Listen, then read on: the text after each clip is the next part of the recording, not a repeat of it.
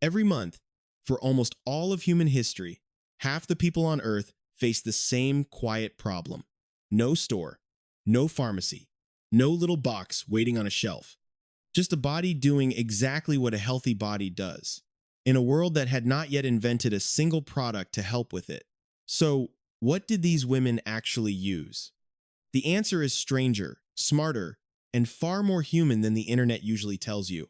And a big chunk of what you have probably read about it online is simply wrong. Before we go back in time, tap that subscribe button. This channel turns the real, messy history of ordinary human life into stick figure stories, and you do not want to miss what is coming next. Let us start with the basics. A period is not a modern invention. It is one of the oldest things a human body has ever done. Long before cities, writing, or farming, women in the Stone Age were already managing a monthly cycle with whatever the land around them offered. And here is the first surprise.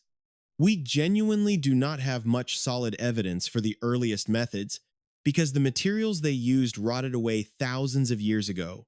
Cloth, moss, and grass do not survive like stone tools or pottery. So, historians work with scraps, hints, and a lot of careful guessing. What we can say is this.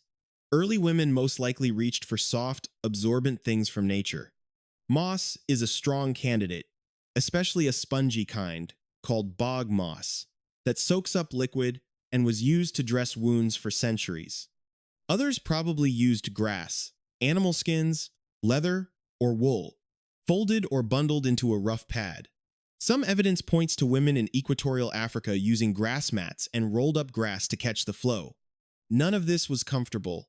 None of it was disposable in the way we mean today. A pad was a thing you washed, dried, and used again the next month. And washing mattered more than we might think. A reusable cloth that was not cleaned and dried properly could chafe, smell, or cause infection. So the simple routine of rinsing it in a river and drying it in the sun was part of the skill. The work was invisible to history, but it was real work, done over and over. It is also worth saying that ancient women may not have had periods as often as women do now.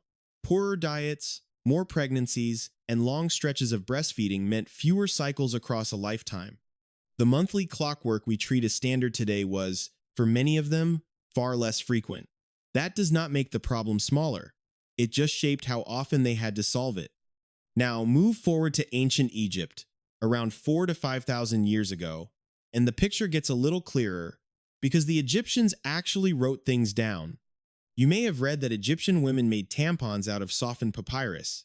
It is one of the most repeated lines on the internet. It is also built on very thin evidence.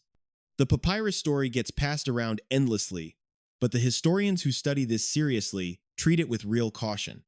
What is far more believable is that Egyptian women used soft linen, the same fabric they wove for clothing and wrapped their dead in. Folded linen pads, washed and reused, fit what we actually know about their daily life much better than the papyrus legend. Egypt also gives us one of the most human documents in this whole story. At a workers' village called Deir el Medina, archaeologists found notes scratched onto broken pieces of pottery.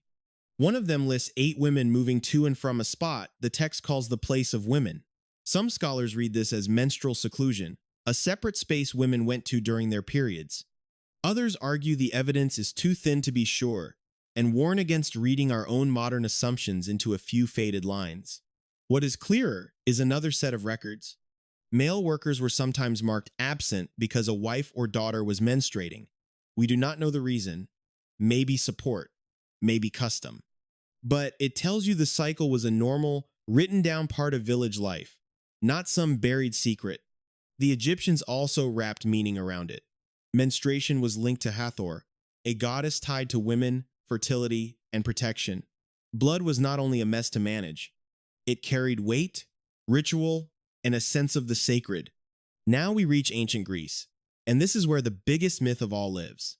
You have almost certainly heard that the famous physician Hippocrates described a tampon made of lint wrapped around a small piece of wood. It sounds specific, it sounds ancient, it is also not real.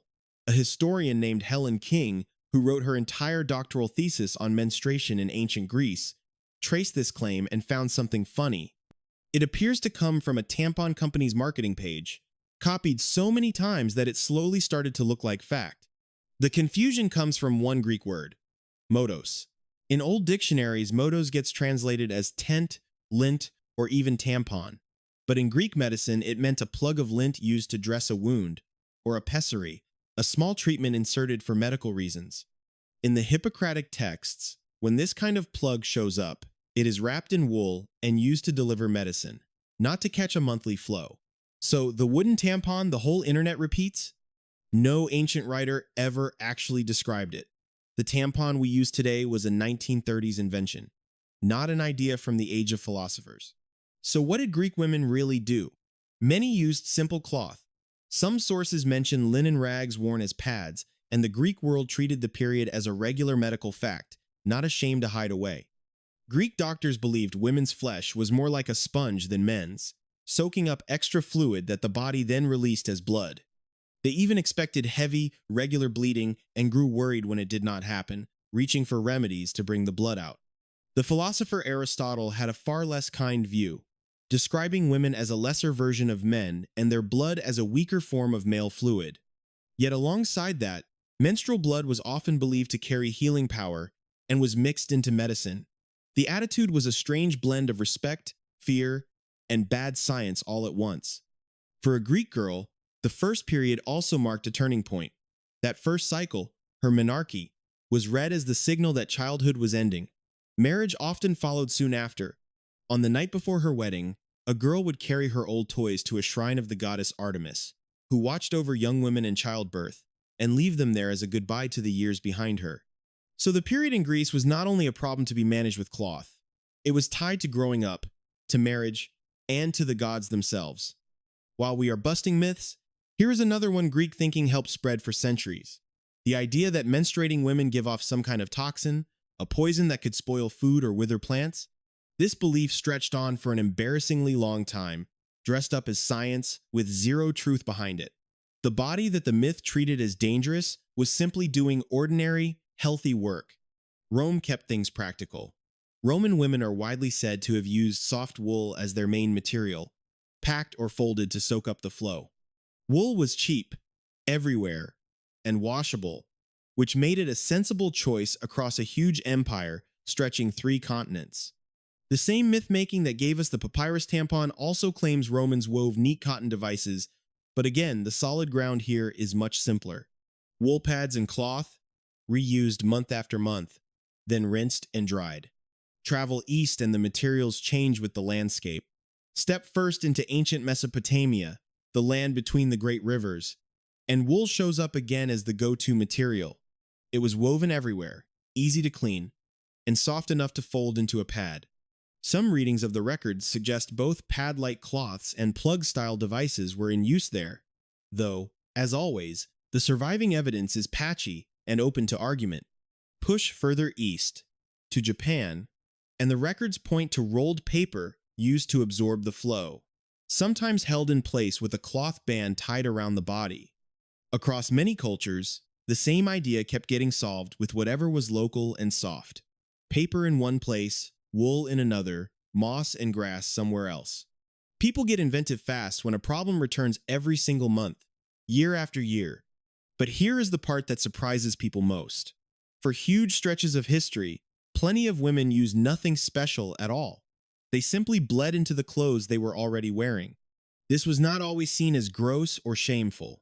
With long skirts, layered fabric, and none of the bright white modern clothing we wear today, free bleeding was a normal way to get through the days.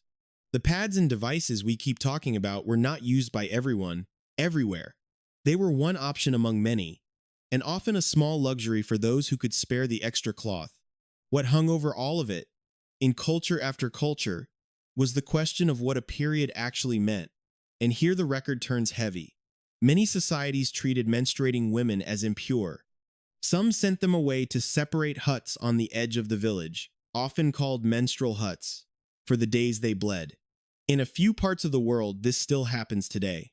Religious rules in many traditions kept menstruating women out of temples, kitchens, or worship for the duration. The same red fluid that one culture treated as healing, another treated as dangerous, even cursed. One body, one normal process, read in completely opposite ways depending on the village a woman was born into. It is worth pausing on how unfair a lot of this was. Women were managing a normal, healthy body and were often punished for it with isolation and stigma. The practical problem of staying clean was hard enough on its own. The social weight piled on top of it turned an ordinary part of life into something women were taught to fear and hide. A girl might be sent from her own home, kept from the food she cooked, or barred from the temple she prayed in, all because of a process she had no choice about and no power to stop. The shame was not in the body, it was in the rules built around it. And yet, look at what these women actually did. With no science, no shops, and no support, they learned to read their own bodies, found materials that worked, washed and reused them, and carried on with farming, weaving, cooking, raising children, and running entire households. The cleverness in it is easy to miss, because nobody wrote it down as an achievement. It was just survival, quietly repeated by billions of women across thousands of years, in every climate humans ever lived in. None of this knowledge came from a book. It passed from mother to daughter, aunt to niece, neighbor to neighbor, taught in private and remembered through practice. A girl learned what to use, how to fold it, when to change it, and how to keep moving through her chores, all from the women around her. It was one of the oldest forms of teaching humans ever had, and it left almost no written trace behind. There is a reason this part of history stayed so hidden. Most ancient writers were men, and they were not interested in recording it. The women who lived it were too busy living it to leave us instructions. So what we are left with is a patchwork, stitched together from a few pottery notes, some misunderstood medical words, and a great deal of myth that piled up much later. The truth is quieter and more honest than the clean stories floating around online. So the next time you see a tidy little history claiming ancient women used papyrus tampons or wooden Greek devices, you will know the real answer is messier, simpler, and far more human. Soft linen and wool, moss and grass, rolled paper and folded cloth. A lot of washing. A lot of myths invented centuries after the fact. And very often, just quietly getting on with it, the same way women had done since long before anyone thought to write any of it down. If you learned something new today, hit subscribe and stick around. We bring the strange, true, everyday history of being human back to life, one stick figure at a time. See you in the next one.